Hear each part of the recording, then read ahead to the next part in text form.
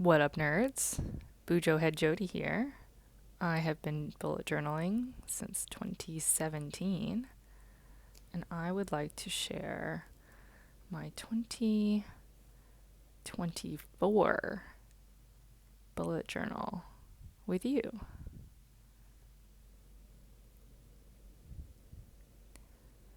New year, new journal.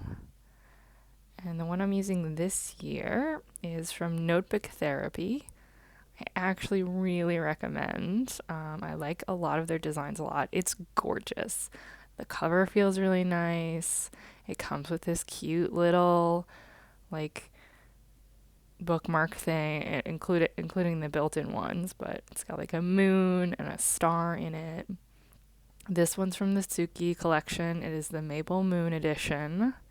It's very pretty and it's nice and plain inside. There's no extra like index pages that I don't need because I don't use a lot of those. And they also have some really high GSM notebooks in the B5 that have a lot of pages in them, which is what I need, what I like, and I've got many years of experience, so this is just what I've decided that this is my size, and this is, the type that I like. So the first couple of pages, I've put my goal spread. Now these will be like my 4 main goals or themes or whatever you want to do for your year. And I usually have it be a sentence that I've written in the past. So something like, I have run a marathon, something like that. And then I draw a little picture with it too. And right now I am listing out the number of boxes. Now compared to some other B5s that I've used, like I've used the minimalism notebook in the past. There's a couple less spaces or like dots on this. It's a little bit smaller than a standard B5, but it's still bigger than an A5, so we're all good. And at the top here, I'm putting my index. I don't use a whole lot of index pages. I basically have the spreads that you're going to see right now, which are the yearly spreads, and then I do my monthly spreads. Might be a couple collections in between, but I've been doing this for so long that a lot of times I don't have other collections that I want to include. So I don't need a whole lot of space for my index, which is also why I like this, because obviously there's no pre-made index pages that are like 4 pages long I don't need. So I'm using the bottom of this page for my projects spread, just a list of sort of more long-term projects that I would like to get done throughout the year. They'll also have a done column so I can mark them what date that they were finished. A lot of these are things that I've kind of just been passing on from one journal to the next, so hopefully I think having this in the very front with my goals and my index page will help keep it a little more top of mind this year. That's one of my goals this year, is to actually get things done.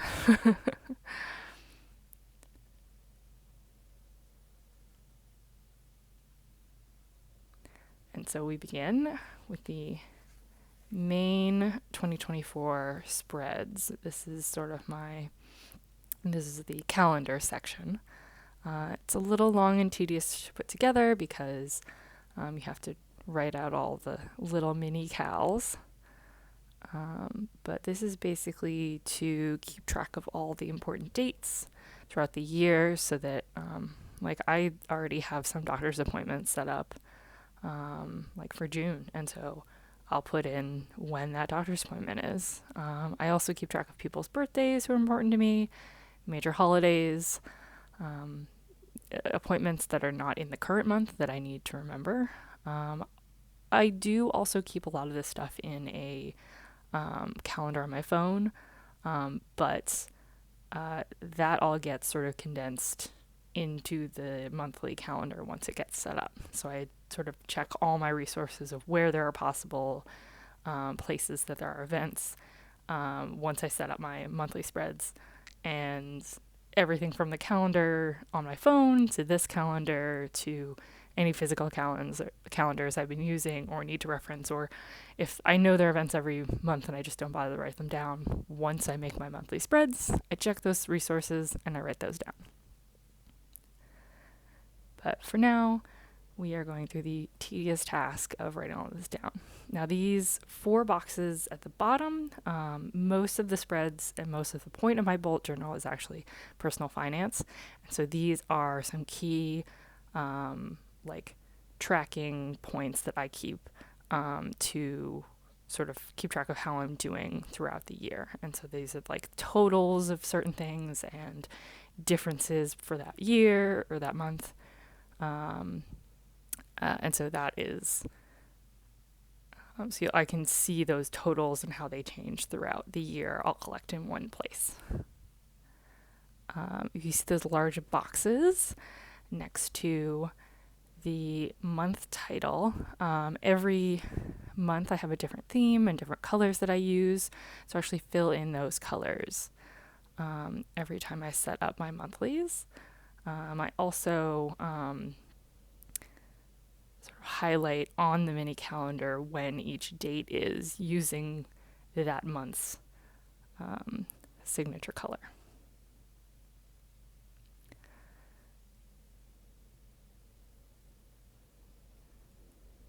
And sometimes I can't remember what date certain months start on, and it's fine. So just enjoy the rest of the year, and I'll come back to you when that's finished.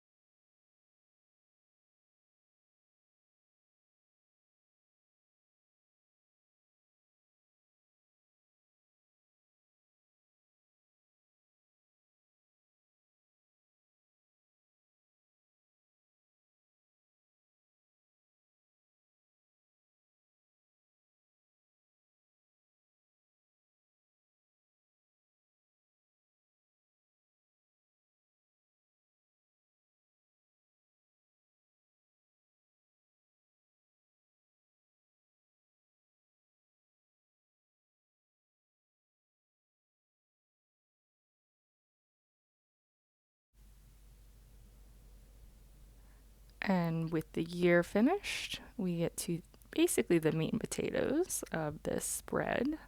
These are all my personal finance trackers here. So this top left one is the slush fund. This is basically everything in the savings account that I'll pull regularly from. So this is money that we're keeping sort of in budgetary circulation. It's just sort of the keep track of where all that is, the interest, the difference, the total each month. And with that one, I make a little graph. And then the second section here is the income replacement, which building up to get a certain number of months, amount of replacement if I were to unexpectedly lose my job. It's also sort of like a, emergency fund. And that will come with a little jar that I will then color in to see how far that will fill up. And then the third section, the bottom here, this is my retirement contributions. This is basically going into my Roth IRA. And so it's a set amount every month. And this also will have a little jar next to it as an illustration to indicate, I'll color it in per month.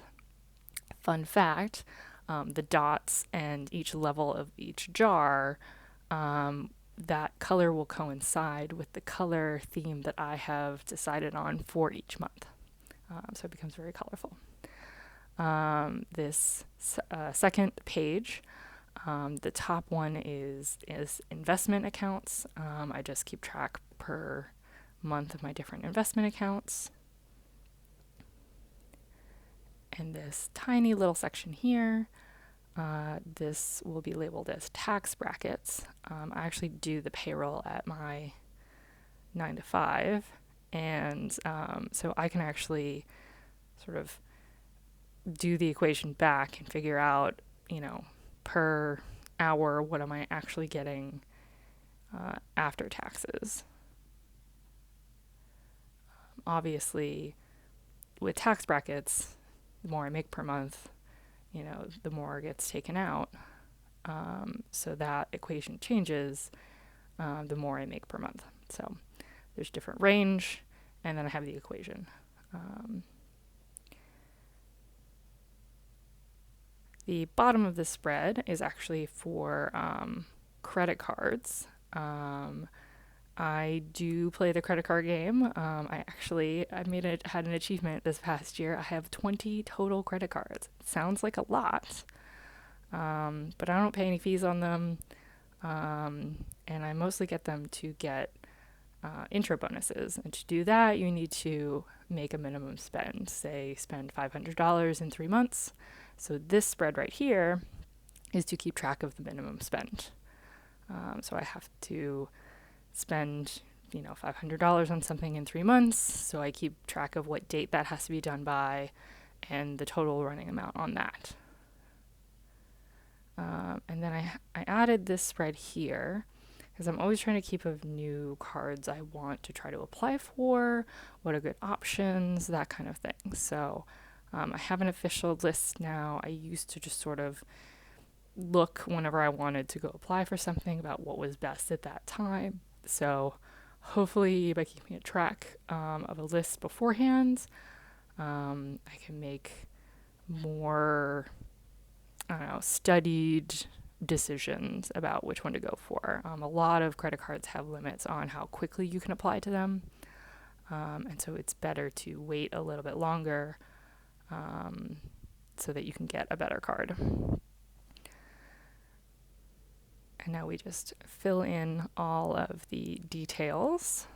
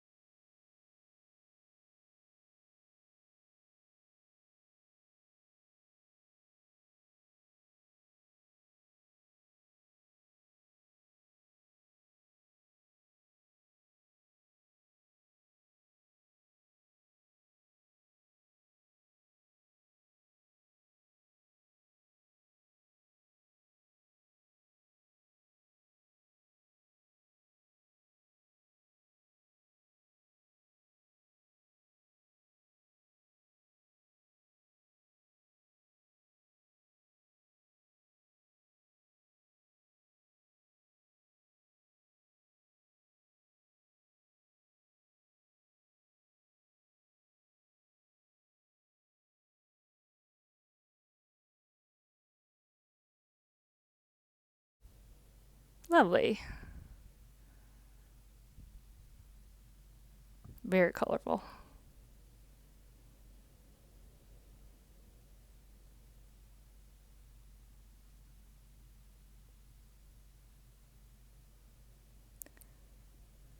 And so now we move on to the real credit card spread. This one is simple. There's a lot more I do to fill it out, which I will not be showing you because it has my credit card details on there. But I'm basically making these boxes with rounded edges, and they look a little bit like credit cards.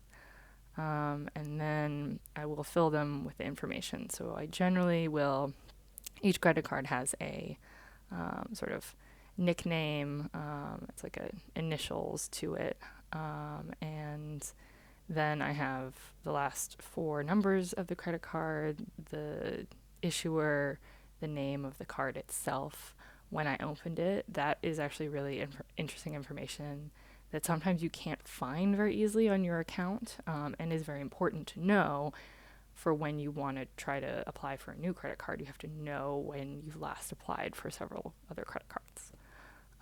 And then my limit, and then what each, like, what percent back I'm getting for what categories, and like basically what are the features, which is great for deciding, okay, well, so it's October, and so, you know, the Discover It card is doing 5% on restaurants, so I need to use that instead of something else that is not as good.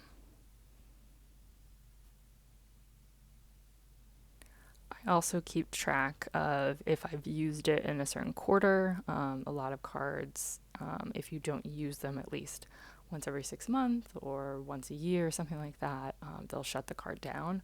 And with 20 cards, it's hard to keep track. So I have a little tracker there just to see when I last used, in which quarter I last used it. Because if it's at least 6 months, it's fine. Most cards, it's like a year. Some, they don't care if you use it. So it's just easier to be like, oh, okay, well, I used that in Q3, so we're fine. So just sort of like basic information about that. I do also, a couple of my credit cards, I have the same one multiple times. And this is also just to keep those separate. So sometimes I'll use this to look up exactly which Freedom Unlimited this card is. So it's nice to have. With this, there's many, many boxes, so there are actually more than I need here. So if and when I get new credit cards this year, I will continue to fill this out.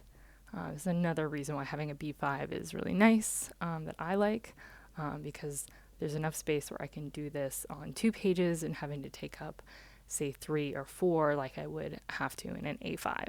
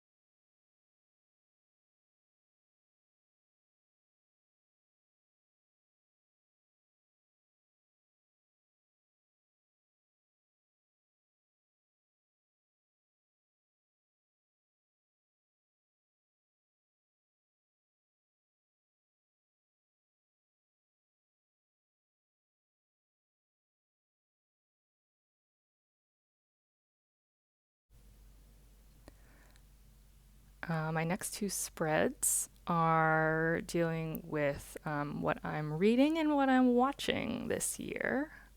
So right now I am building a bookshelf. It doesn't look like it, but it will. So I'll. This is actually a spread that I have had all the way back since 2019. I really like it. Um, what I do is I fill in the shelves and I draw the little books, and I don't fill out the titles until I've started reading the book, and then I will color in the titles as I finish it.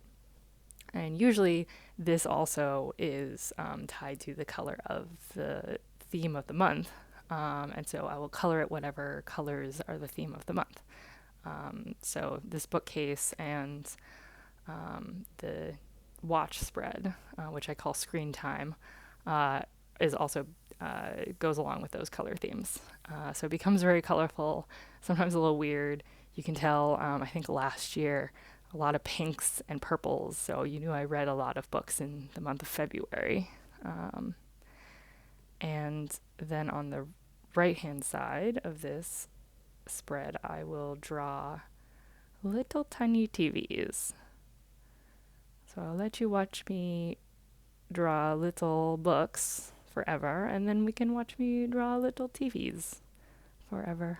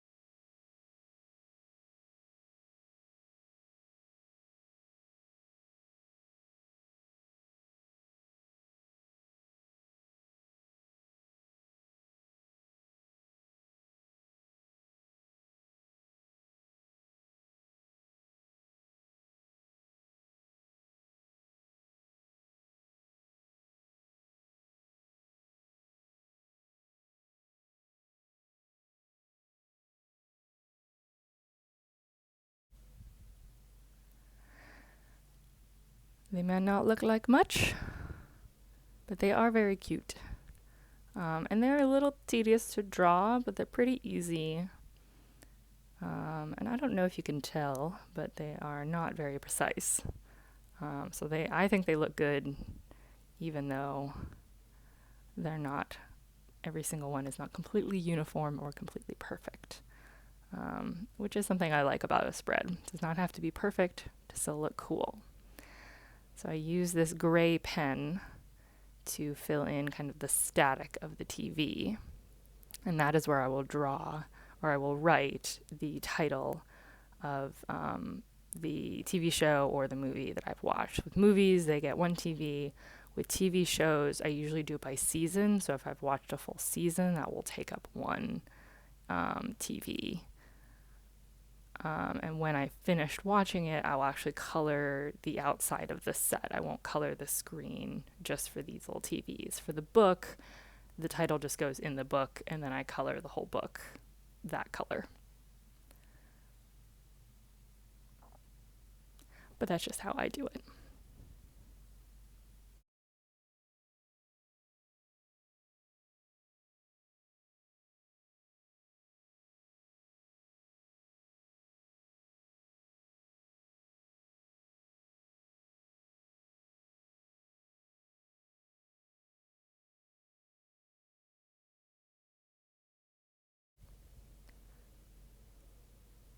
And with those done, we move on to my running spread. I'm a runner, I'm a track star. I'm not very fast, but I have run a half marathon. It was a goal in 2020, and I did it last year. Granted, they canceled the one in 2020 that I had signed up for, but I used to have a big, long training schedule, but I finished that one, and so now I've moved on to a different training schedule. So this spread was a lot bigger in previous years. You can go back and see those. I have last year's and I think the year before as well up. So they work on a weekly basis. I usually run on Tuesday, Thursday, and Sunday, with Sunday being the long run and Tuesday, Thursday being sort of a shorter run. I cross train, which is usually stretching and a little bit of strength training on Monday, Wednesday, Friday, and then Saturdays I rest. So this spread will hold all of the different sort of running patterns that I have to do. So, you know, run for 10 minutes, walk for 5, run for 10 minutes, run for 35 minutes, fast run for 2 minutes, walk for 1 minute, run for 7. Different combinations like that. I think these schedules I actually pulled from the Couch to 5K series, and I think this is the faster Couch to 5K series.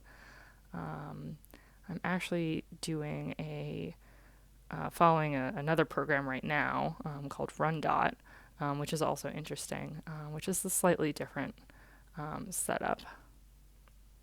But this is just to keep track. This spread that I'm working on right now is actually the race results spread. So I write down what date the race was, what the name of the race was, the type it was, like a 5K or 10 miler or something like that, and then my official time.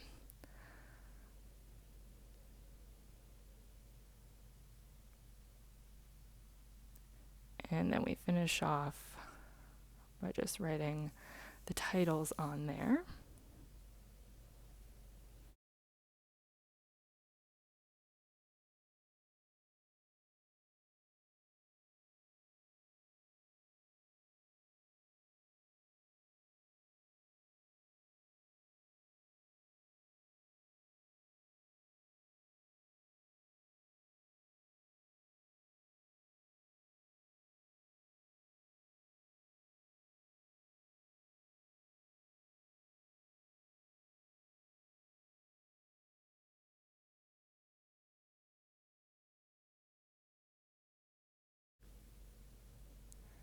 And then my final weekly spread will start on this right-hand page. And I haven't entirely decided how I'm doing this, but I play Pokemon Go, and if you play that, they have these stickers on these gifts that you send to each other, and they're not well organized, and it annoys me, and I just want something to organize them. So we're going to attempt something. But that's it. We have the credit cards, we have the running, the books, the financial spreads, all of 2024, and my projects and goals. Hopefully, you enjoyed and will stick around this year. Thanks a lot. Bye.